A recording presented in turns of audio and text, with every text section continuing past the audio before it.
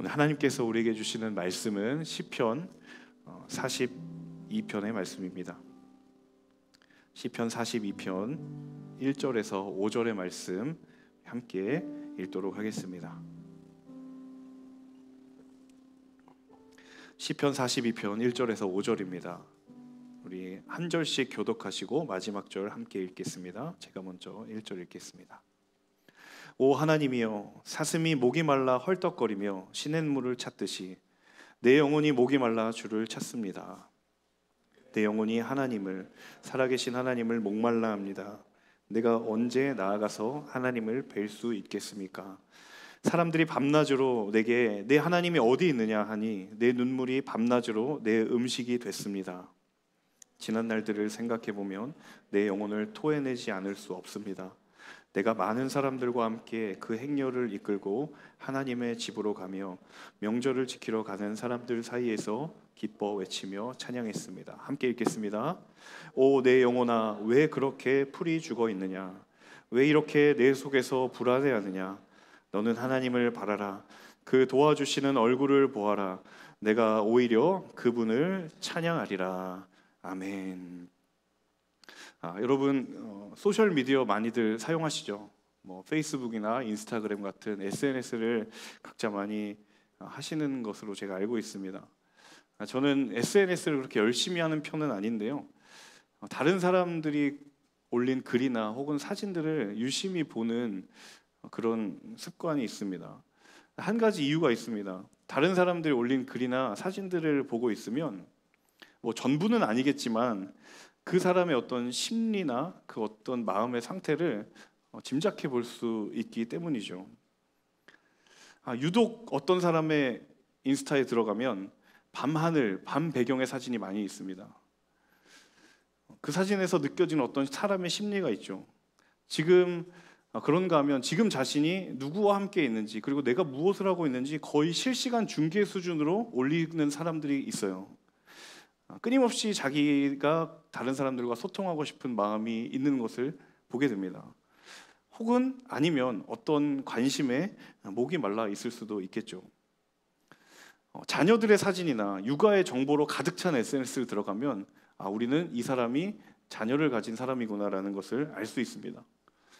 이 SNS를 통해서 우리가 어떤 그 사람의 모든 삶의 영역들을 다 헤아릴 수 없고 다 추론할 수는 없지만 분명한 한 가지 사실은요, 이 소셜 미디어를 통해서 내가 누군가에게 보이고 싶은 것, 그리고 내가 누군가에게 말하고 싶은 것은 반드시 드러나기 마련이라는 거예요.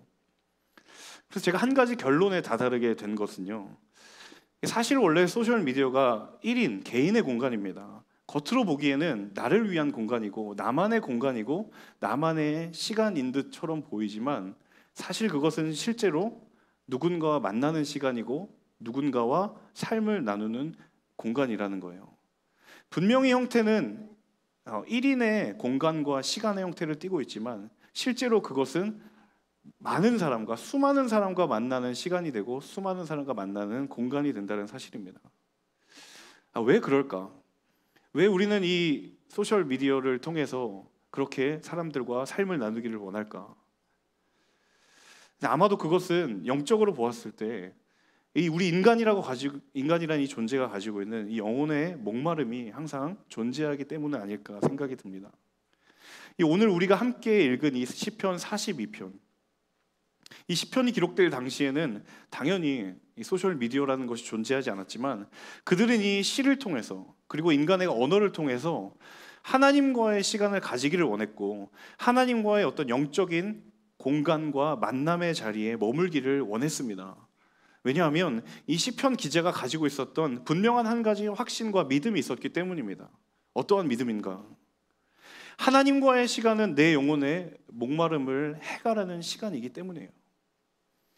하나님과 내가 만나는 시간, 하나님과 내가 함께하는 이 공간은 내 영혼이 가지고 있는 그 영혼의 목마름을, 그 갈증을 해결할 수 있는 시간이 되기 때문입니다. 이 말은 굉장히 어찌 보면 당연한 말입니다. 그렇게 새롭게 들리는 그런 말도 아니에요. 그런데 과연 우리가 이 당연한 정도로 느끼는 만큼이나 이것이 우리의 삶에 얼마나 경험되고 있느냐라고 물었을 때 그것은 굉장히 생소하게 다가온다는 거예요.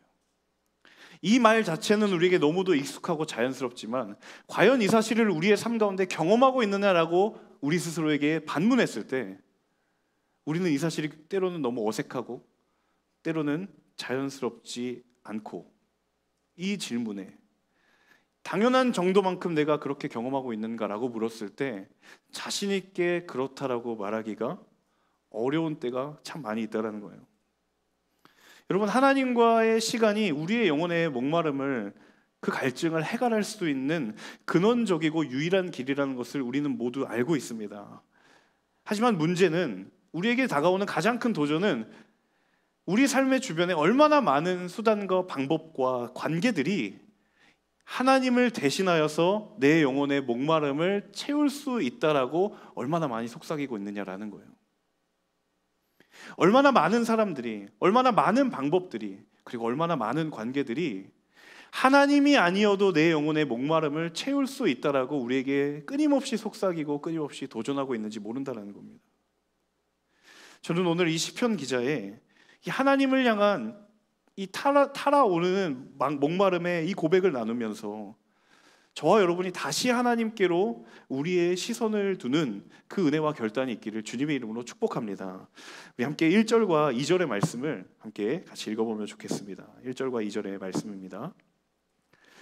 오 하나님이여, 사슴이 목이 말라 헐떡거리며 시냇물을 찾듯이 내 영혼이 목이 말라 주를 찾습니다. 내 영혼이 하나님을, 살아계신 하나님을 목말라 합니다. 내가 언제 나아가서 하나님을 뵐 수 있겠습니까? 여러분, 이 시편 42편은 바로 우리에게 목마른 사슴이라는 찬양으로 굉장히 잘 알려져 있는 유명한 시편입니다. 목마른 사슴 시냇물을 찾아 헤매이듯이 내 영혼 주를 찾기에 갈급하다이다. 이 아주 오래된 찬양으로 바로 이 시편 42편을 가지고 만든 찬양이죠. 사슴이 목이 말라서 시냇물을 찾는 것처럼 내가 하나님을 그렇게 찾는다. 굉장히 시적인 표현으로 이 시편의 고백이 시작되고 있습니다. 그런데 제가 이 구절을 묵상하는 가운데 제 안에 들은 한 가지 물음이 있었어요. 어떤 거냐면, 이 사람은 왜 이렇게 하나님을 찾는 것일까? 라는 물음이에요. 어떠한 인생의 어려움이 있었길래, 어떠한 인생의 도전이 있었길래 하나님을 이렇게 간절하게 찾을 수밖에 없는 것인가? 라는 물음이 이 본문을 묵상하는 가운데에 제 안에 들기 시작했어요. 그러다가 이 물음에 대한 해답을 바로 이 시편 42편 바로 위에 있는 표제로부터 찾을 수 있었습니다. 지난 주일 설교에서도 함께 나누었지만 시편의 표제어는 그 시를 이해하는 굉장히 중요한 단서들이 담겨져 있기 때문이죠. 자, 시편 42편의 표제어가 무엇이냐? 바로 고라 자손의 마스길, 지휘자를 위한 노래라는 표제입니다. 가운데 있는 마스길은 교훈이라는 뜻을 담고 있어요. 근데 그것보다 저는 이 시를 지은 사람, 바로 고라 자손이 눈에 띄었습니다. 고라가 누구인가? 처음 들어보신 분도 있을 테고 익숙한 분도 계실 테지만 이 고라의 자손들, 고라가 누구인가에 대해서 성경이 언급하고 있는 여러 구절들이 있는데 그 가운데 대표적인 한 구절인 역대상 9장 19절을 함께 읽어보면 좋겠습니다. 이 고라가 누구인가? 역대상 9장 19절 같이 한번 함께 읽어보겠습니다.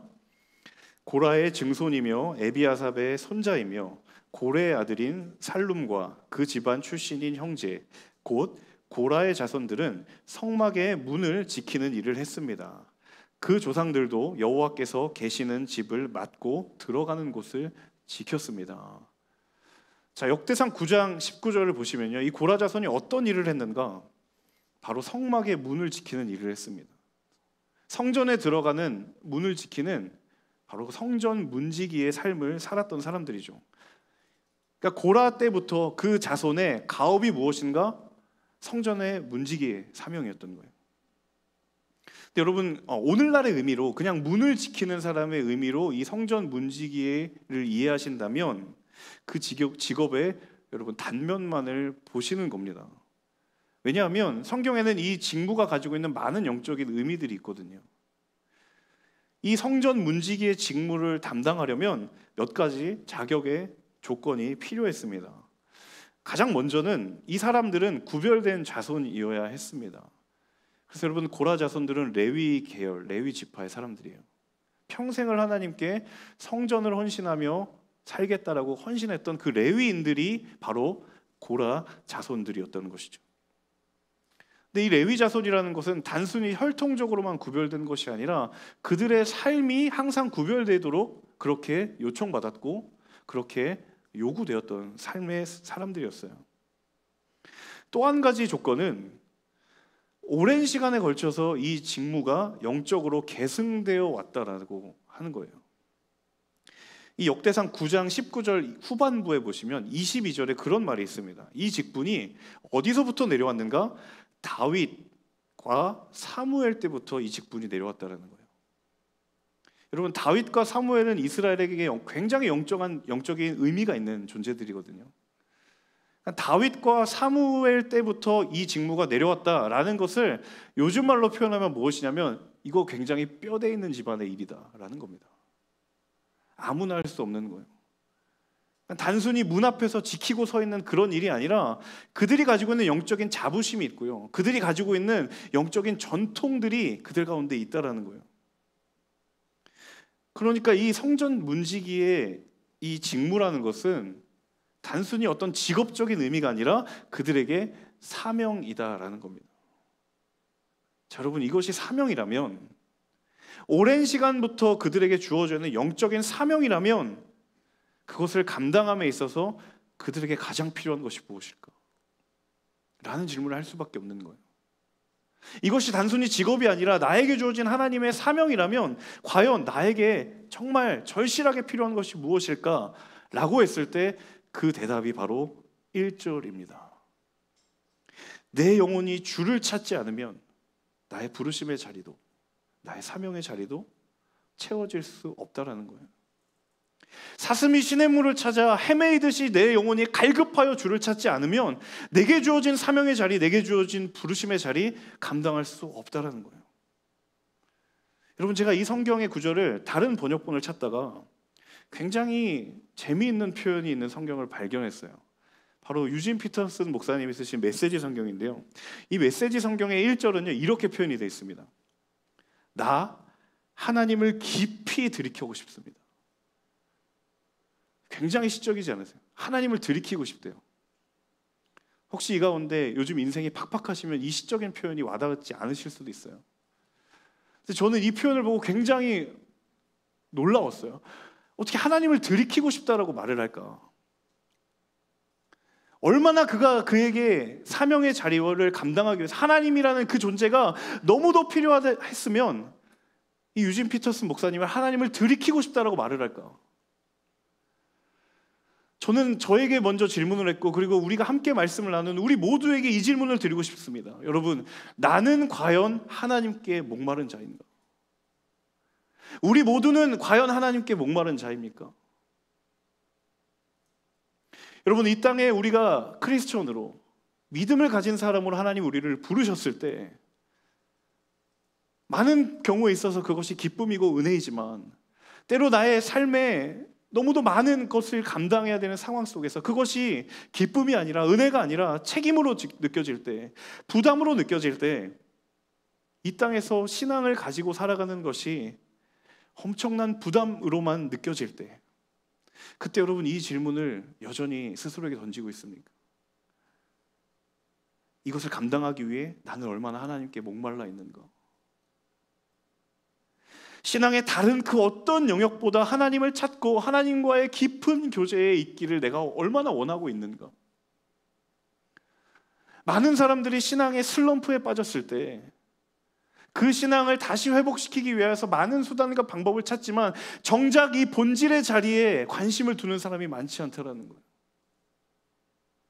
많은 시스템과 많은 성경 공부 같은 그런 어떤 제도를 통해서 내가 하나님을 만나야 한다라고 생각을 하지, 내가 하나님을 처음 만났던 그 하나님께 목이 마른 그 자리로 나아가 정말 하나님과 독대해야 함에도 불구하고 내가 제도에 의지하고 사람에 의지하고 있었던 것은 아닌지. 사랑하는 여러분, 그 자리로 돌아가야 할 줄로 믿습니다. 그 자리가 회복되어야 될 줄로 믿습니다. 그 목마름이 채워져야만 우리의 삶이 온전케 되는 줄로 믿습니다. 그때의 사명이 감사가 될 수 있고 부르심이 은혜가 될 수 있고 순종이 기쁨이 될 수 있는 줄로 믿습니다. 저 여러분 가운데 그 목마름이 다시 한번 불러일으켜지는 그런 복된 인생 될 수 있기를 주님의 이름으로 축복합니다. 3절의 말씀 이어서 함께 읽어보도록 하겠습니다. 3절입니다. 사람들이 밤낮으로 내게 하나님이 어디 있느냐 하니 내 눈물이 밤낮으로 내 음식이 됐습니다. 자, 여러분, 이 고라 자손이 지금 성전 문지기의 삶을 살고 있습니다. 평생을 하나님 곁에서 하나님의 일을 하는 삶을 사는데도 불구하고 세상이 그에게 손가락질합니다. 네가 믿는 하나님 어디 있느냐고. 지금 이 사람은 세상의 직장에서 비즈니스를 하는 사람이 아니에요. 하나님의 일을 평생의 과업으로 삼고 있는데 세상이 공격하는 거예요. 세상이 조롱하는 거예요. 그리고 그것 때문에 눈물로 밤낮으로 그것이 음식이 되었다. 자, 성경이 구체적으로 이 사람이 어떤 상황의 처지에 있는지를 알려주고 있지는 않습니다. 무엇 때문에 눈물이 고여 있는지, 그냥 다른 사람이 나를 조롱했다라는 것, 그 사실만을 이야기하고 있죠. 자, 그런데 분명한 한 가지 사실은 내 하나님이 어디 있느냐라는 물음을 받을 수밖에 없는 영적인 도전과 공격이 있다라는 거예요. 무엇인지는 알 수 없지만 그런 조롱의 공격이 지금 나에게 있다라는 거예요. 더 이상 하나님의 임재가 느껴지지 않고, 더 이상 하나님과의 동행이 경험되지 않고, 더 나아가서 하나님이 내 삶을 떠난 것처럼 느껴지는 삶의 연속이 켜켜이 쌓일 때, 사실 우리에게는 다른 공격이나 다른 도전이 어려운 게 아니라 바로 내 삶에 하나님의 존재가 느껴지지 않음이 되게 가장 큰 고통이죠. 삶에 주어지는 현실적인 도전도 물론 어렵지만 내 삶에 하나님의 존재가 더 이상 느껴지지 않는 것처럼 나에게 느껴질 때, 그것이 내게 가장 큰 고통이 아닌가. 이 시편 기자가 사람들의 이 조롱 속에서 느끼고 있는 영적인 절박함이 이거예요. 여러분, 하나님의 시간을 회복시키는 것이 우리의 영혼의 시작입니다. 하나님이 부재한 것처럼 느껴질 때에 우리가 가져야 할 영적인 솔루션은 하나님의 시간을 회복시켜야 그 영혼의 회복이 시작된다는 겁니다. 지난 2달 전부터 우리 모두는 누구도 예상하지 못한 이 바이러스라는 존재 때문에 우리의 모든 삶의 패턴이 다 바뀌어 버렸습니다. 감사하게도 예배당 주일 예배가 지난 주일부터 재개되긴 했지만 여전히 그 외에 다른 모임들, 주일 순모임이라든지 여러 사역의 모임들이라든지 참 당연했던 그 교회의 시간들이 일시적으로 다 멈춰버렸습니다. 제가 지난 2달간 온라인 주일 예배를 드리면서 공동체 지체들과 연락을 하기도 하고 대화를 나누면서 가장 빈번하게 들었던 이야기가 하나 있었습니다. 그 말은 무엇이냐면, 목사님 점점 힘들어진다라는 거예요. 처음에는 너무 편했다라는 거예요. 내가 옷을 차려입지도 않아도 되고 그냥 일어나자마자 유튜브를 켜기만 하면 예배를 드리는 그런 편리함이 있었는데 점점 힘들어진다라는 거예요. 그래서 제가 무엇이 너를 힘들게 하느냐라고 묻자 그렇게 대답을 하는 겁니다. 교회에 가서 사람들을 만나고 교제를 하고 여러 시간들을 보내야 하는데 그럴 수 없어서 너무 힘들다라는 거예요. 여러분, 성도의 교제는 헬라어로 코이노니아라고 합니다. 초대 교회부터 이 성도의 교제는 교회를 이루는 아주 중요한 본질 가운데 하나입니다. 근데 저는 이 지체의 이야기를 들으면서 또 한편으로는 그런 생각이 들었어요. 비록 이 2달간의 시간 가운데 우리가 사람과의 그런 교제들은 멈추어졌지만 오히려 이 시간이 하나님과 나의 교제를 더 깊이를 더하는 데에 너무도 좋은 기회가 되지 않는가. 나의 주변에 수많은 인간관계가 잠시 멈추어지지만 하나님은 언제든지 영적으로도 우리의 삶 가운데 임하시고 말씀하시고 끊임없이 속삭이는데 내가 그 수많은 사람들의 관계 속에서 하나님과의 끈을 놓쳐버렸거나 그것을 너무도 희미하게 여겼던 그 시간이 회복될 수 있는 너무도 좋은 기회가 아닌가. 조금 더 도전적으로 반대로 이야기하자면 저와 여러분의 믿음이 하나님과의 교제와 하나님과의 시간의 뿌리를 두고 있었던 것이 아니라 어쩌면 사람과의 만남, 사람과의 시간, 내가 좋아했던 관계들 속에서 그 믿음의 뿌리가 거기 있었던 것은 아닌가.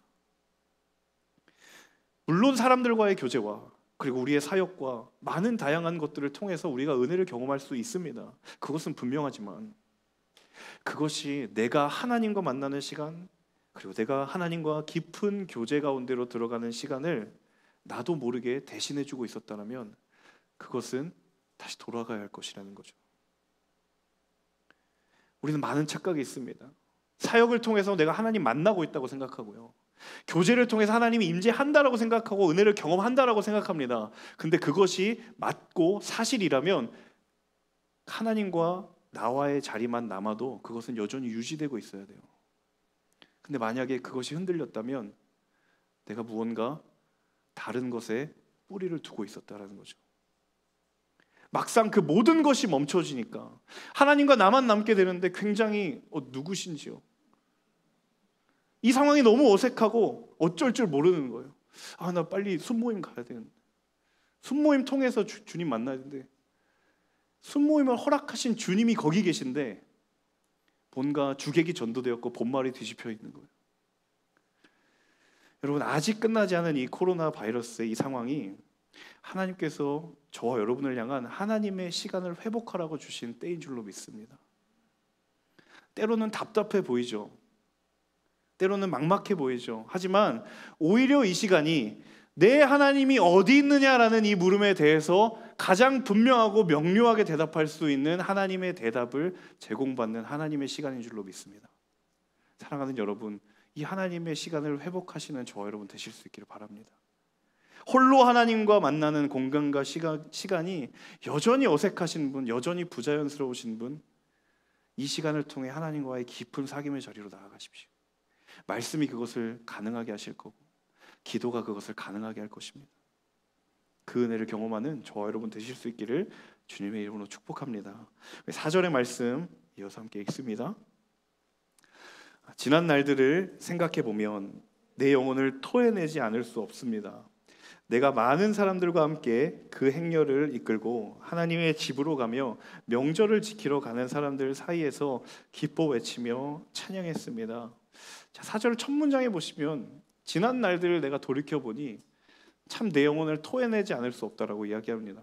무슨 얘기죠? 하나님과의 관계가 옛날만큼 그렇지 않다라는 거죠. 참 그때 생각해보니까 지금 나를 돌아보니 정말 토할 지경이다라는 거죠. 그래서 여러분, 믿음의 양분은요, 과거에 있는 것이 아니라 오늘에 있습니다. 그런 분들이 계세요. 한때 내가 정말 교회 열심히였다. 왕년에 내가 안 해본 리더십이 없다. 물론 대학부는 좀 이제 그렇지 않지만 청년부만 올라가도 이 신앙의 연차가 쌓이니까 안 해본 직분들이 없는 분들이 간혹 계시거든요. 왕년에 내가 왕년에 MC 할 때 그때는 이러지 않았는데, 그 뜬금없이 등장하는 라떼는 마리아가 거기에 나오는 거예요. 내가 한때는 교회 정말 열심히 하는데 지금은 라고 하면서 말끝을 흐리는. 여러분, 신앙은 어제로 사는 것이 아니라 오늘을 살 때 흔들리지 않습니다. 믿음의 양분이 과거에 있는 것이 아니라 오늘에 있을 때 그 지경이 넓혀집니다. 여러분, 오늘 이 자리에 내가 하나님과의 교제가 메말라 있다면 그때 내가 경험했던 하나님의 은혜는 오히려 나를 괴롭힘의 이유가 돼요. 이 4절을 보세요. 그때 내가 하나님을 만났고 그때 내가 하나님을 섬겼던 그 기억이 오늘 이 자리에 내 영혼이 메말라 있으니까 내 영혼을 토해내지 않을 수 없다라는 고백으로 바뀌어 버리잖아요. 여러분, 그 하나님께서 그에게 주시는 영혼의 솔루션이 무엇인가? 이 4절의 괴로움에 하나님이 어떻게 응답해 주시는가? 바로 5절입니다. 우리 마지막으로 5절 말씀을 함께 읽고 말씀을 마무리하겠습니다. 5절 말씀입니다. 오 내 영혼아, 왜 그렇게 풀이 죽어 있느냐? 왜 이렇게 내 속에서 불안해하느냐? 너는 하나님을 바라라. 그 도와주시는 얼굴을 보아라. 내가 오히려 그분을 찬양하리라. 아멘. 내가 순전한 마음으로 하나님을 바라보았던 시간, 내가 온전한 열정으로 하나님만을 구했던 시간, 사역으로 인한 게 아니라, 만남으로 인한 것이 아니라 내가 하나님 깊이 만났던 그 시간에 하나님을 경험했던 그 일들, 그 경험들이 내 영혼의 낙심과 내 영혼의 불안과 내 영혼의 낭망을 뛰어넘게 한다라는 사실입니다. 여러분, 지금 여러분의 믿음의 수위는 어떠십니까? 물이 가득 차 있는 저수지와 같습니까? 아니면 물이 메말라 있는 메마른 바닥을 드러낸 저수지와 같습니까? 전도서의 기자는 그렇게 이야기합니다. 하나님께서 사람들에게 영혼을 사모하는 마음을 주셨다고 합니다. 뒤집어 이야기하면 이 영혼을 사모하는 마음이 해결이 되지 않으면 우리 인생은 끊임없이 또 다른 방법으로 그 갈급함을 채울 수밖에 없는 존재라고 성경은 단언합니다. 여러분, 그 영혼을 사모하는 시간에 무엇을 채울 것인가? 바로 하나님과 우리가 각자의 삶의 자리에서 하나님을 마주하는 시간이 그 영혼을 사모하는 시간이에요. 하나님과 얼굴을 맞대는 자리. 여러분, 그 시간, 그 공간을 어색해하지 않으시기를 축복합니다. 민망해하지 않으시기를 축복합니다. 부끄러워하거나 불편해하거나, 하나님은 여러분과 더 친밀해지기 위하여 하나님을 부르실 텐데, 심지어는 바이러스를 사용하셔서도 그 모든 상황을 정지시키시고 내가 너와 깊이 알기를 원한다라고 하나님 말씀하실 때, 여러분 그 음성을 외면하지 마시고 여러분과 하나님이 독대하는 그 영적인 골방의 자리로 향하는 그 믿음의 걸음이 저와 여러분 가운데 있을 수 있기를 주님의 이름으로 축복합니다. 그 하나님의 시간이 회복될 때 우리에게 완전한 평강과 은혜가 충만하게 될 줄로 믿습니다. 함께 기도하며 나아갈 때, 하나님, 참 하나님의 시간이라는 것은 우리의 영혼을 소생시키고 목마른 사슴이 결국 찾아온 그 생수의 강, 시내와 같은 그런 우리의 영혼의 축복의 공간인데, 하나님, 다른 여러 수많은 것들에 쌓여 그 자리, 그 시간을 내가 주목하지 못한 하나님, 나의 연약함이 여기 있었습니다. 주님, 이 시간 기도하며 나아갈 때에 그 하나님과의 시간, 그 하나님의 공간을 회복하는 우리의 믿음의 걸음 될 수 있도록 인도하여 주시옵소서. 주님, 그 영혼의 자리로 나아가 정말 사슴이 시냇물을 찾듯이 목을 축이는 그 쉼의 자리로, 정말 어떤 목사님을 고백했던 것처럼 하나님, 내가 하나님을 깊이 들이키고 싶습니다 라고 고백할 수 있는 그 주님을 향한 타는 목마름이 있는 하나님의 사람들 되도록 인도하여 달라고 우리 주신 말씀 붙들고 함께 기도하며 나아가도록 하겠습니다. 오 사랑하는 주님, 하나님, 우리에게 말씀을 통하여 잊혀져 있었던 하나님의 마음을 다시 깨닫게 하심에 감사드립니다. 하나님, 다른 많은 만남들을 통하여, 다른 시간들을 통하여 내가 하나님 만나고 있다고 알고 있었습니다.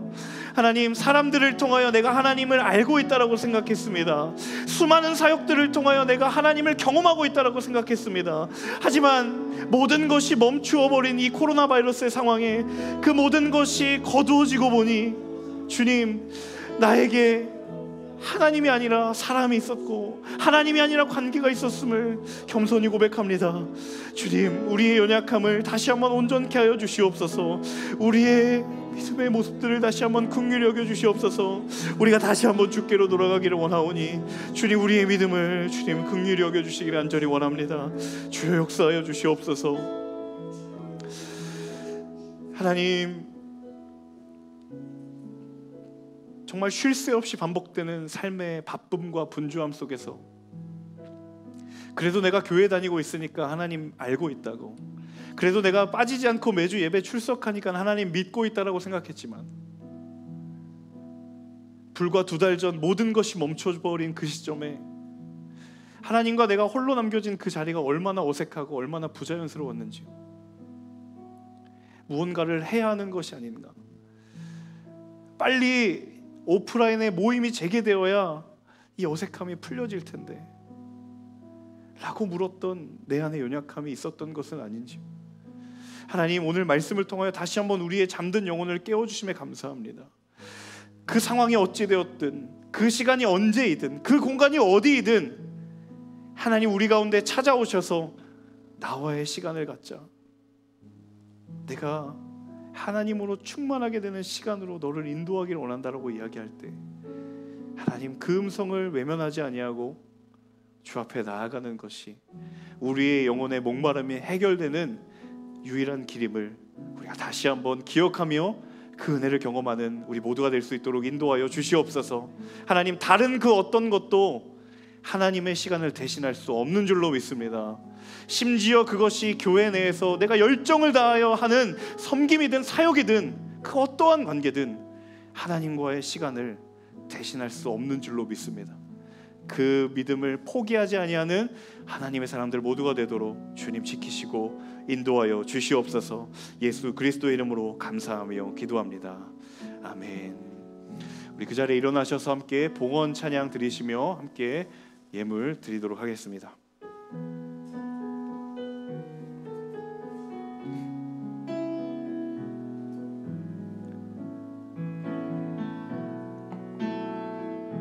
주 선한 능력으로 안으시네.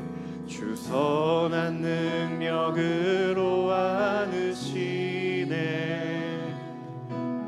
그 크신 팔로 날 붙드시네. 절망 속에도 흔들리지 않고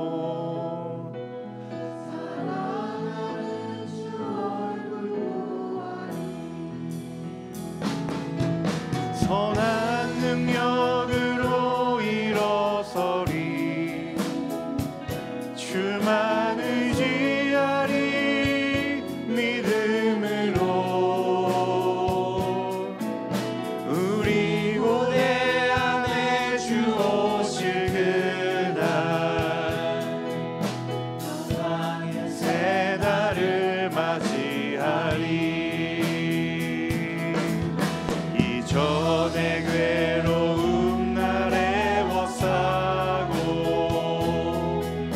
고난의 길을 걷는다 해도 주님께 모두 맡긴 우리 영혼. 내 승리의 날을 맞으리. 선한 능력으로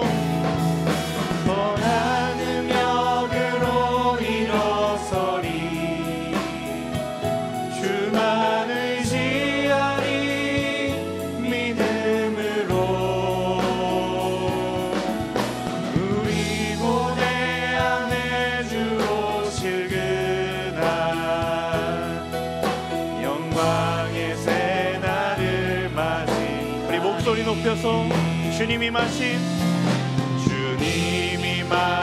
고난의 쓴 잔을 우리도 감사하며 받으리. 주님의 남은 고난 채워가며 예수와 복음 위에 살리라. 선한 능력으로 일어서리. 주만 의지하리. 믿음으로 우리 고대 안에 주 오실 그날 영광의 새 날을 맞이. 선한 능력으로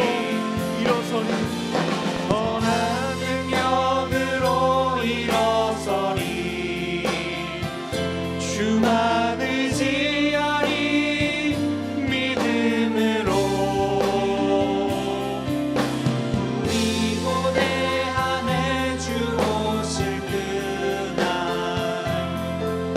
영광의 새 날을 맞이하리. 사랑하는 주님, 주의 은혜를 기억하며 주 앞에 나아올 때에 우리의 삶의 일부를 주 앞에 구별하여 드립니다. 물질뿐만 아니라 우리의 삶이 모두 주께 속해 있음을 다시 한번 고백하며, 하나님, 우리의 시간을 드릴 수 있고 우리의 마음을 드릴 수 있고 우리의 인생을 드릴 수 있는 하나님의 사람들 모두가 되도록 인도하시고 역사하여 주시옵소서. 드려진 이 예물을 통하여 주의 나라가 확장케 되며 하나님 기뻐하시는데 아낌없이 부족함 없이 쓰이도록 주님 역사하시고 함께하여 주시옵소서. 이제는 우리 구주 예수 그리스도의 은혜와 하나님 아버지의 사랑과 성령의 교통하심과 충만케 하시는 역사가 하나님의 시간을 우리의 삶에 다시 한번 회복하며 그 어떤 것도 그 시간과 바꿀 수 없음을 고백하고 경험하기로 결단하는 우리 폴투 공동체의 모든 예배하는 모든 이들의 인생 가운데, 그리고 사랑하는 폴투 공동체와 온누리 교회와 이 나라 이민족과 저 북녘 땅과 선교사님들의 사역의 자리 위에까지 이제로부터 영원토록 함께하여 주시옵기를 간절히 축원하옵나이다. 아멘.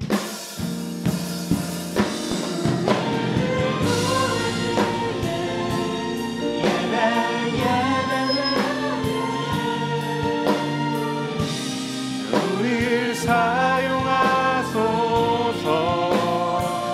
진정한 부흥의 날 오늘 임하도록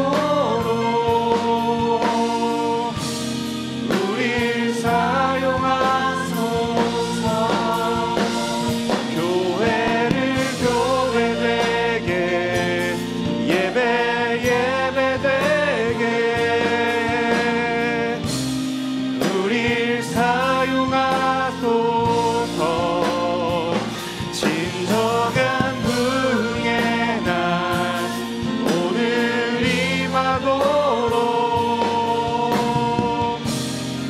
우리를 사용하소서. 우리를 사용하소서.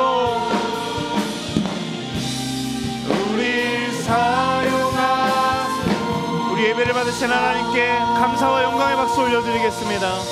선하신 주님, 주님 영광과 존귀를 받아 주시옵소서. 아멘.